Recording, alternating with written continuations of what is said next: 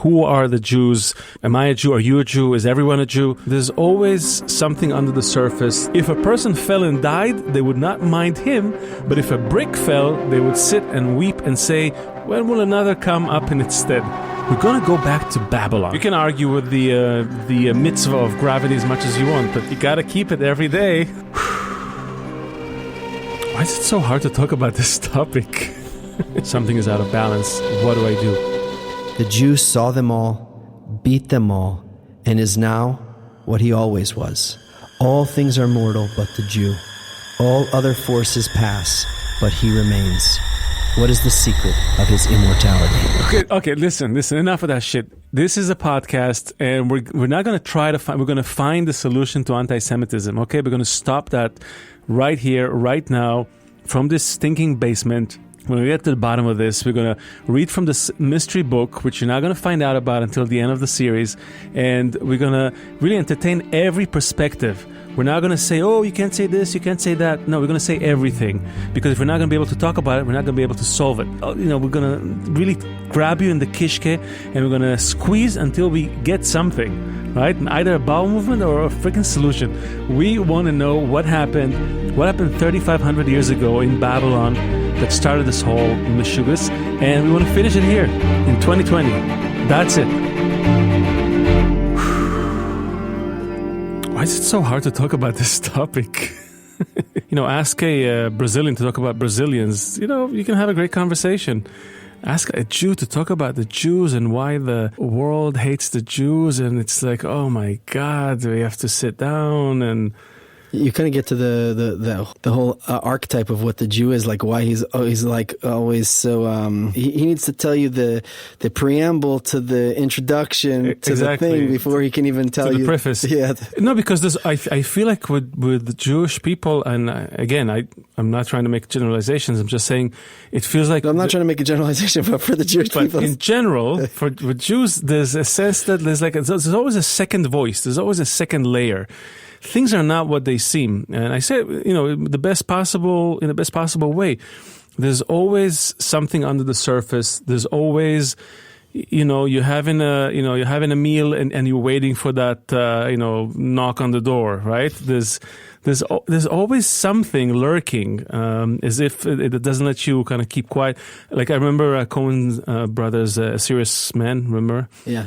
It's like, there's always like a storm brewing somewhere. I love how the film ends. The film ends like, not in the resolution, but like in the worst possible way. How does it end? I don't remember. It ends with him. He thought he solved all his problems, but then he's standing outside. The storm has come in, and he's like debating what to do. It's always like a debate, and I think that's actually what it's one of the things that makes this the Jewish life so great, so rich. There's always more than one side. And yet, with this issue, I find that we're not so ready to admit or to even ask, is there another side? So hold on. There's one thing that we keep in our off-the-air conversations keep getting to, and I want to bring it up here. We have this part of our story that is kind of this like fairy tale part. And we like have to kind of almost take that serious, and we need to figure out a way to be intelligent modern people and wrap around this. Right. Okay. So good. So right off the bat, let's say you and I, we're concerned citizens, right? We're not scientists. I'm not a computer scientist. You're not a historian. We're not biologists. I didn't study biology, but we have our eyes in our heads, and we want to look at what's going on. We want to look at all the facts, all the details that we have around us to try to make out some pattern, right? That's how we learn about nature. We look for patterns. We're programmed for that. Our brains are looking for it constantly. We're looking for patterns. So we're going to look everywhere. I'm not going to stop and say, well, the pattern ends here. And from here, this is just like, it's unrelated. It's like when scientists were looking at the DNA in the beginning, they were like, well, we've identified like 10% of it, and the rest is we call it garbage DNA. Can you imagine? The audacity of scientists to say this is garbage DNA. No, but so what we have today among Jews is like, these ones say that part is garbage, these ones say that part is garbage, these ones say exactly right. Until if you took all the garbage parts, the whole thing would be garbage, or if you took the parts that weren't garbage, you'd have the whole thing. But we have to deal with equally taking all of the things things that we as modern people see. And at the same point, like, these people who created all of the amazing things Jews created are also the people who, like, come from these, like, stories, like there was two people in a garden somewhere with a talking snake. It's like, wait, what? Yeah. Right? Which is why today, I think especially today, well, just to let everyone, welcome to the Jew Function. Episode 3. Episode 3, the only place where we're trying to have this conversation. We're trying to, look behind, in the picture behind the picture. What is the root of anti-Semitism? What is the function of the Jewish people in the world? Who are the Jews? Am I a Jew? Are you a Jew? Is everyone a Jew? And also, what is the solution for this mounting hate and animosity towards Jews? And we're going to look at everything. We are looking at everything. In episode 1, we kind of just to intro the whole thing. We're reading from a mystery book, as we said, which we'll reveal only at the end of the series.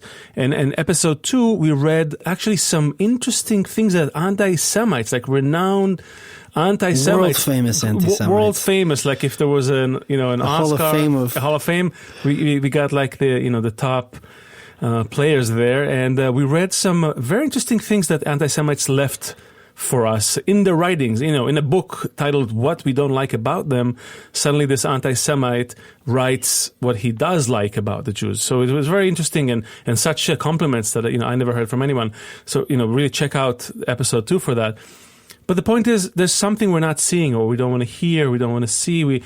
I feel it myself, right? I came to America. I wanted to just be like from Israel, so right? And I just wanted to be like everyone. I just want to be a guy in America. I didn't even think of myself. I came to New York from New Jersey. Yeah, exactly. Seth came from New Jersey. I came from Israel.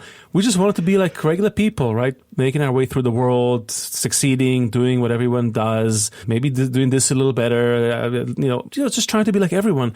But more and more, life kind of pushed me and you too into questioning this whole thing. Like it doesn't let us just be like everyone else. And I think that's where something that we were trying to explore. What is that thing that doesn't let us be? And to do that, we're looking today, we promised actually in episode 2, but we're actually getting into it today. We're going to go back to Babylon. So if you look at the Jewish texts, it goes back kind of 5,780 years ago, but we're not talking about the beginning of that. Wasn't it weird when you discovered that the Jewish people came from modern day Iraq? Yeah, I thought that was so strange for some reason. I had a thing for Iraqi food, so I actually find it interesting. But I never thought to me, Jew was like, Jew. It was like New York City or Jerusalem or something. Right. But to the think bagel-loving Jew. the whole thing originated in modern day Iraq. Well, I was pretty. No, it's phenomenal. And not only that, all these stories that were written, like when as a child in school, you read the Bible, right? That's what you have. And the teachers are always a little uncomfortable. Is this history lesson? No, it's the Bible. Is this a fairy tale? No, it's the Bible. Is there going to be a test? Well, you just have to kind of know the general story.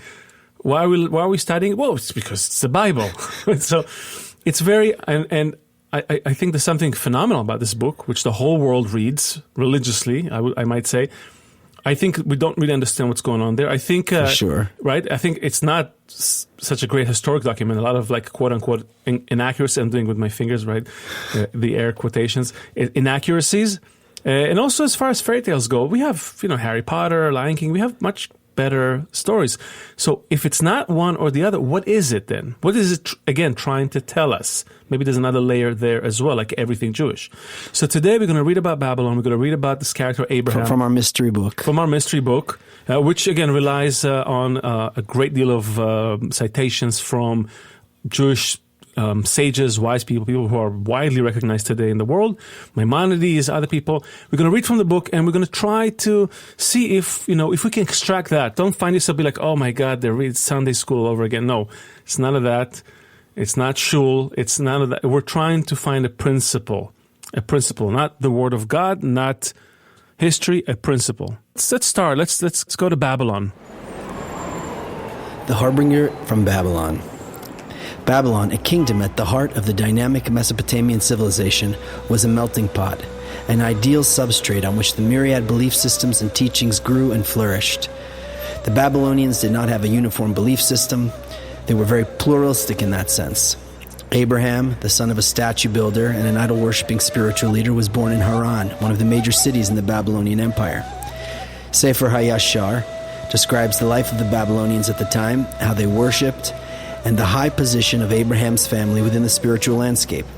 Quote, "All the people of the land made each his own god, gods of wood and stone. They worshipped them, and they became gods to them." That's Abraham, right? In those days, the king and all his servants, and Terach, Abraham's father, and his entire household were the first among the worshippers of wood and stone. Terach would worship them and bow to them, and so did the whole of that generation. But Terach's son Abraham, who then still went by the name Abram, possessed a unique trait that differentiated him from the rest of the band. He was unusually perceptive, with a zeal for truth. Abraham was also a caring person who noticed that his country folk were becoming increasingly unhappy. When he reflected on his observation, he found that the cause of their unhappiness was their growing egoism. They were becoming increasingly alienated from each other. Within a relatively short period of time, the Babylonians had gone from a prevailing sense of kinship, which the book of Genesis describes as being of one language and of one speech, into vanity and alienation. From being simple folk, happy with their lot, the Babylonians became greedy and self-centered, saying, "Come, let us build a city with a tower up to the heaven, and let us make a name." In addition to acknowledging his people's egoism, Abraham realized that life is governed not by egoism, but by union and harmony. He discovered that there's a single force that manifests in two opposite ways: egoism and altruism, giving and receiving. The interaction between the two forces is what creates all of reality. That makes sense, right? Everybody, yin and yang, hot and cold, up and down, pressure, vacuum. The whole thing, it sounds about right? Yeah, I'm an intelligent person. I'm living in the Fertile Crescent there. I start to figure out life a little bit. Right. Positive and negative. I think it's in everywhere from the level from the atom all the way up to societies, men and women. We see it in nature everywhere. So that's clear. Also, I just want to say that when you were reading it, it sounded like you were talking about today, life in New York. We living our life here. Everything is cool. We're worshiping our gods of wood and stone. And come, let us build a tower. Let's build a tower. Then they bomb it. We build another tower. People are becoming increasingly unhappy. That's very much today. And then I look around. I see people are unhappy because of the growing egoism. That's actually interesting. Kind of like almost like a parallel to today. And I don't know if people remember that sense of kinship. I'll just say a word on that because I was here in 9/11, as were you. And for a minute in time after 9/11, there was a little sense of kinship, even in a city of millions of people like New York. Right? There was a moment, and by the way, Babylon... 3 weeks about. Yeah, 3 weeks. But nevertheless, 3 million people in Babylon, 8 million people in New York, holding the door to one another, taking interest for a moment in the other person. There was a sense of like, it was traumatic, but this is got really... I literally thought that was the turning point. Like I literally thought like that's it. Like everyone's gonna get it. And then like I turned on the TV and I think Rudy Giuliani was like, everybody's got to go shopping. I was like, oh, I was like, I thought I was like, this is it. Like everyone's gonna get it now. All right, so he continues exactly about that. We go back to that. Let's get back into the mystery book. Right? Human self-centeredness is a manifestation of the negative force, the force of reception, egoism. In Abraham's time, that force intensified in Babylon to the point where it dominated the positive force, the force of giving, altruism. As a result, the Babylonian society began to disintegrate as the alienation among its people increased and they grew further apart from one another. That was the reason for the vanity that had them build the tower. But more importantly, that was the reason for their unhappiness. Self-centeredness had driven them apart. Okay, so basically saying the sense of self, that I'm in the center of everything, to a degree it's good, but it feels like it's gotten out of hand back then and even today. I think almost everyone feels that there's a little bit, we kind of went a little overboard with that. Maybe out of our control, but... it feels like this is the thing that kind of pushes us apart, because if my interests and your interests collide, then something's got to give, right? And against that, he says, well, there's also another force, a force he calls it a giving force, altruism, maybe positive force, maybe love. I don't know. We'll see. So I think that's already the setup. It feels like, and I think he's talking about it later, that going after that self-centered force eventually leads to cancer, right? If it's all for myself, right? Like this piece inside a body that just wants and wants and wants at the expense of everything else. We see the result of that in human body. In human society. Well, I imagine it's the same in human society. I'm just making a little leap of faith here. All right. Abraham called his newly discovered uniform root force of nature by the name God. Oh gosh, here we go. Here we go. Yeah. Or Borei. It's a Hebrew word. Borei means creator. From the word bo. Come. And re.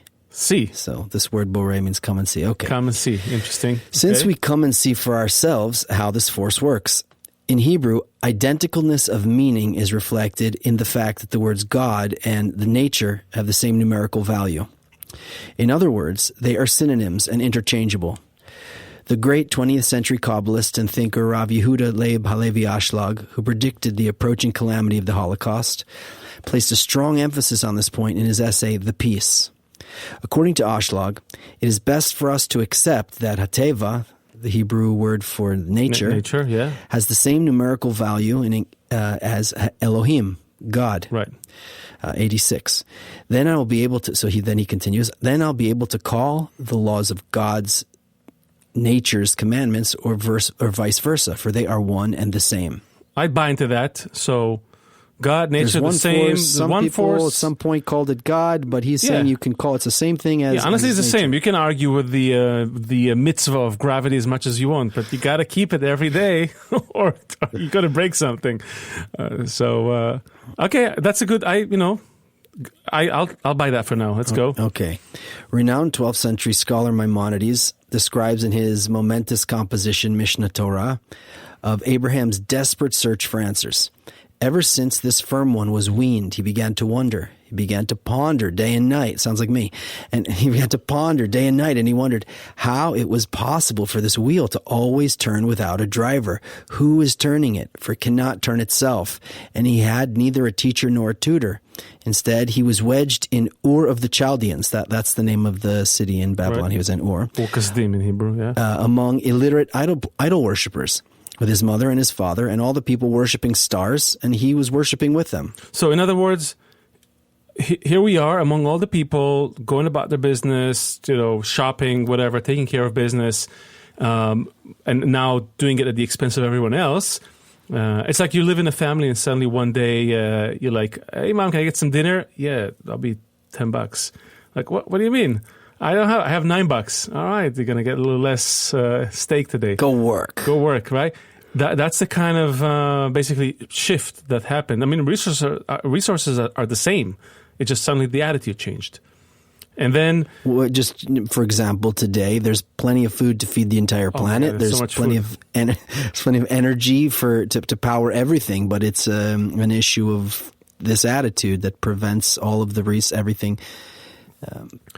And then Maimonides says that Abraham attained the path of truth with his own correct wisdom and knew that there is one God or nature who leads, and that he has created everything, and that in all that there is no other God, no other nature but him. So again, just to move away from the religious side of things, because if you could see us, you could tell that we're not really into that whole religion. If you could thing. see us. Yeah, if you close your eyes and you think about a religious person or a religious Jew, there's a picture. And we're trying here to extract a principle. So the principle that I get, there's one force, and that force is where these two other forces are, get united, get balanced, get equalized, get, harmonized. All right, so that's a problem. We're lacking this balance, right? We have too much of this one side. We're lacking the balance. Okay, what does Rabbi Eliezer says? The book Pirkei de Rabbi Eliezer. Tell me, what does it say? I read it. Okay, sure. So Nimrod, king of Babylon, which is, by the way, interesting because Nimrod is not a real character. Again, it's an example of it. It's not. There's no person like that. It's kind of it's conflated character made of different qualities. but he speaks about something, right? He said to his people, let us build a great city and dwell in it, lest we are scattered across the earth. And let us build a great tower within it, rising toward the heaven, and let us make us a great name in the land. So that's basically the desire. I think everybody, I want to be the best. I want to be better than, right? And then more important than their vanity, the commentary offers a glimpse into the Babylonians' alienation from each other by saying they built it high and, I love this part, it's so terrible, but it's so true. If a person fell and died, they would not mind him, but if a brick fell, they would sit and weep and say, when will another come up in its stead?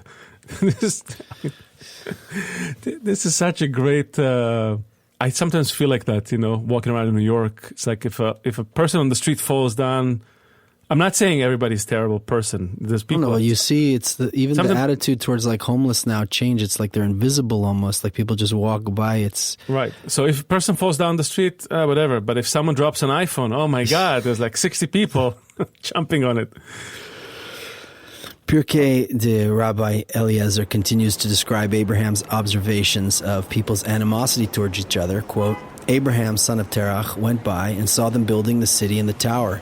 He tried to speak to them and tell them about the need to connect in order to balance their self-centeredness. But they loathed his words, says the book. Yet when they wished to speak each other's language as before, when there was still one language, they did not know each other's language. What did they do? Asked the book. They each took his sword and fought one another to death. Indeed, concludes the book, and describes the inevitable bloody outcome. Half the world died there by the sword.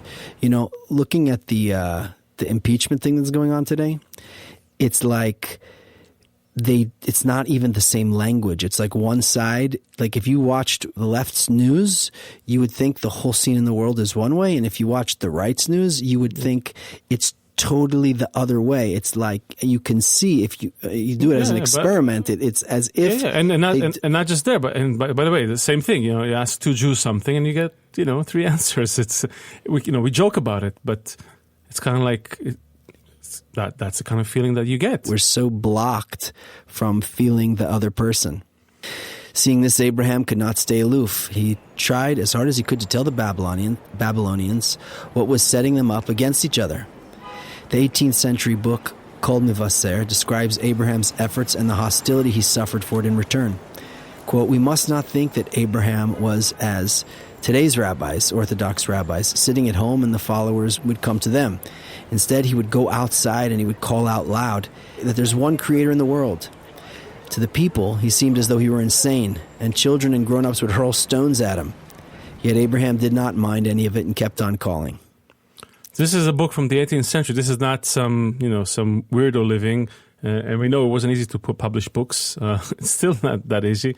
People really weighed their words. And here you have people, commenting on this story. Not necessarily as a historically accurate document, and not necessarily as the Word of God document, but really as a commentary on the relationship between people. I found it very interesting. And then there's a quote here by writer Thomas Cahill, who talks about Abraham's tenacity in speaking his truth from the book The Gift of the Jews.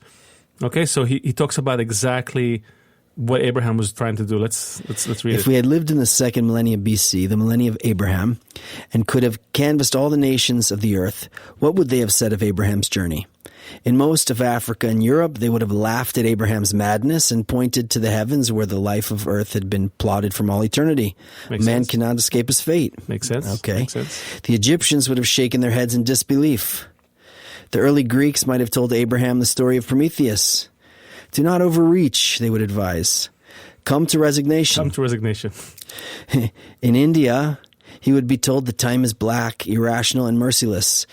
Do not set yourself the task of accomplishing something in time, which is only the dominion of suffering.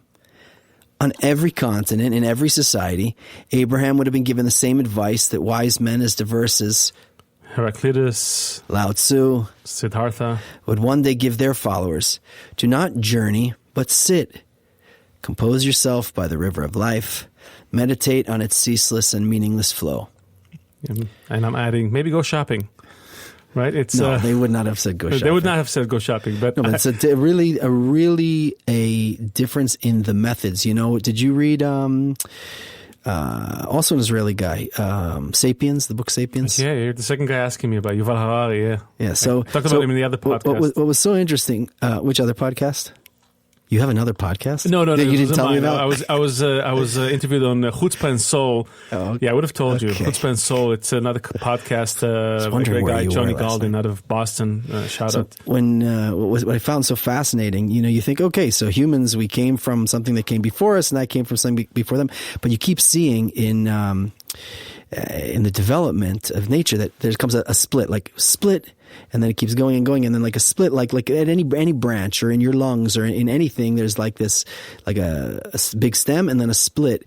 And here, something splits. Like there's one group that's, you know, saying, sit, calm yourself down, calm the thoughts. Yeah, just give in to the flow. You know, this is how things are. Right, and Abraham has this other approach. He's almost like, you would almost call it like I don't know engineering that well, but is it a resistor? What is it called? A capacitor? It's like going up against this. Yeah.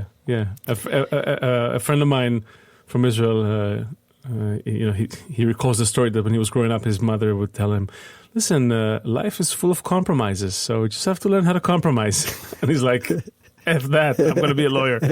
No compromise." But. Yeah, it's definitely a difference in thought, but it also, again, I'm looking for clues. To me, it's a clue about being active, about really kind of looking for what's really underneath everything, not just accepting, okay, there's egoism. Okay, it's egoism. I guess we have to be egoists until we eat ourselves and you know, the whole thing is over. No, maybe there's something else. You know, we're so proud about being human, about having some sense of free choice. But are we really making free choices? So here's this guy Abraham, who just, everybody's going left, he's going right, everybody's building a tower. I'm not going to build a tower. Someone sent me the other day the clip from Alan Watts, the nonconformist. You remember that clip? You know, all of you, you're playing a game, and there's a few of us who are the non-joiners. I'm going to sit on the little hut on the mountain, and I'm going to look at your game. I'm not going to judge your game, but I'm going to, you know, remind you it's a game. So kind of like, I think, you know, in a way, that's a quality that's in each one of us to say, whoa, I'm not playing that game. So Abraham is the one who's finally trying to not play the game and bring a new idea into the mix. And, you know, this balance, this harmony. And I'm intrigued. I'm wondering out loud with you here if today, with all the million Jewish opinions, there's a way for us, there's a chance to rediscover that idea, that original idea. Which idea are you talking about? Well, we'll find out next week. You know, which idea are you hoping that we Well, the idea at the heart of our nation. What is Israel? What is a Jew? What is that? That thing that Abraham founded. Who were these people from all these different tribes and all these different clans? He brought them together, Abraham, right, with some idea, and it somehow diverges from all of these other other cultures and other ideas. Exactly. There's something, but one thing. There's one thing that different people come together and, I guess, agree to, or something somehow, enough to create a nation. A nation. For God's sakes, when is that happening? Rarely. So if we can find it, and maybe there's a chance to unite around it. Maybe we can find this what that thing is, and maybe all the Jews can kind of get together around that instead of all the other million opinions we have. Maybe. Okay, so just to recap, what I felt happened here. Okay, so first, you know, 2 pages ago or 1 page ago, we were introduced to two forces. Same as all the Eastern methods. Same as there's two forces, right? You got the day and the night. You got the yin and the yang. You got, and then somehow, something diverts, though. Yeah, which was the fact that for us, there's only one force in our existence.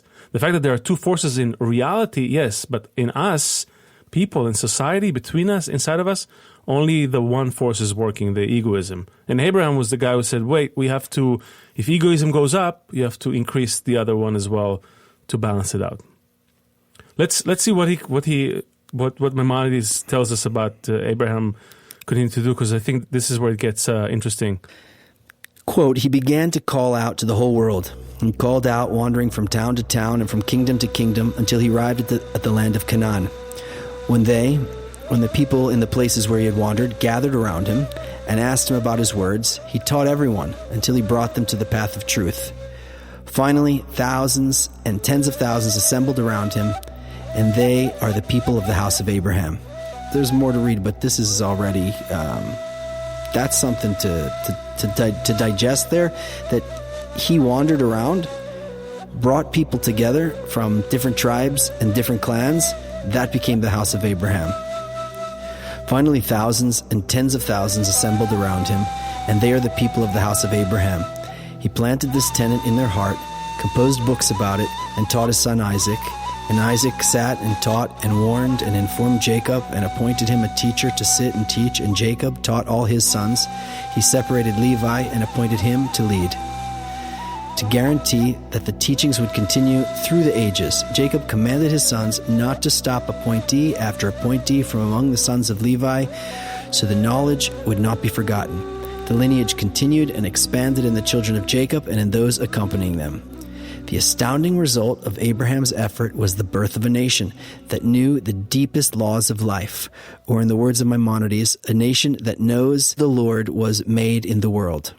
Okay, again, Lord equals nature. Nature. Okay, and I think this next paragraph is the clincher. This is the whole thing here? Yeah. Indeed, Israel is not really a name of a people. In Hebrew, the word Israel is I was hoping you were going to say it with an accent. It's a combination of two words, yashar, straight, and El, God. In other words, Israel designates a mindset of wanting to discover the united root, the force of life. It is a desire to attain or perceive the Creator. Rabbi Meir ben Gabbai said about it, in the meaning of the name Israel, there is also Yashar El. Likewise, the great Ramchal wrote succinctly, Israel is Yashar El. Put differently, more than a name, Israel designates a state of being, the direction of the desire that drove Abraham to his discoveries. I see. How could we have missed that? I mean, Israel. I was born in Israel. Israel is, has been around for now 70 years. How come, all I was told is the story in the Bible, Jacob fought the angel, Sarah, like he fought with the Creator, which, is also interesting. I'm sure there's some, there's some good meaning to that, but that simple, straight to the Creator, straight to that one force in nature. Again, we're not interested in some, religious imagery. So if you have those, please, stop it. But we're should interested. Have that disclaimer, like beginning, middle, and end of this podcast. But okay, exactly. Listen. This is chapter 1 through 3. But really, the fact that there is such a simple, succinct explanation to that name that we've all been like, Israel, the state of Israel, like. When you say the state of Israel, nobody thinks about these words. They think about this little, Mediterranean country that kind of disturbs the status quo, that today, if you ask some people, it practices apartheid, whatever. But nobody says, it's a place founded on, by a people that came to be because they had a different course in life. When you think of Jews, you don't think that this is a nation that was found from different clans and different tribes that were united. I don't remember what he says, on some tenet to the nation of an idea based on this connection above their differences. And when you think of Jew today, it's like, Bernie Madoff, Mark Zuckerberg, Albert Einstein. You don't think at all a united group of different people who, nothing at all of that. I want to keep going, but I think we're running out of time in this one. I wanted to get to the actual hypothesis at the heart of this book, and we're still in chapter 1, but it's a loaded chapter, so actually I feel okay at letting it hang for another episode. I want to hear what people think about it. I want to hear if you felt at one point like Abraham in your life, worshiping the idols like everyone, and then at one point waking up and like, what the bleep is going on here, right? What's happening here? Why am I doing what I'm doing? There's got to be something else, got to be something more. And then suddenly this eruption of egoism around you see all of that and be like, something is out of balance. What do I do? if you felt like, we want to hear about it. If you feel like maybe there's something that we completely missed about who we are as Jews, Israelis, Israelites, all that. And again, not we're not interested in the classical narrative of the Passover Haggadah. We want to, just based on this, just these basic principles. I don't know. I'm still reeling from that. You're with me. So we have to close this one. This is the Jew Function. Follow us at the Jew Function on Twitter and Facebook. Check out YouTube forward.com/c/the Jew Function for some hard-hitting conversations and interesting playlists. Check out thejewfunction.com for an explanation to anti-Semitism and the solution to anti-Semitism, perhaps based on network science and big data. And for a succinct and short walk through our whole history and into how we make a real positive connection through this thing and make a better life, check out antidote to anti-Semitism.com. Oh, yeah, Seth's book. We're gonna if you stick around long enough, Seth will open up some gems from the book. And come back next week, or just wait for the whole thing to be out, and then you can just binge listen to the whole thing. We don't care, as long as you listen and you participate in the conversation. Thank you. See you next time, everyone. See you next time. Shalom.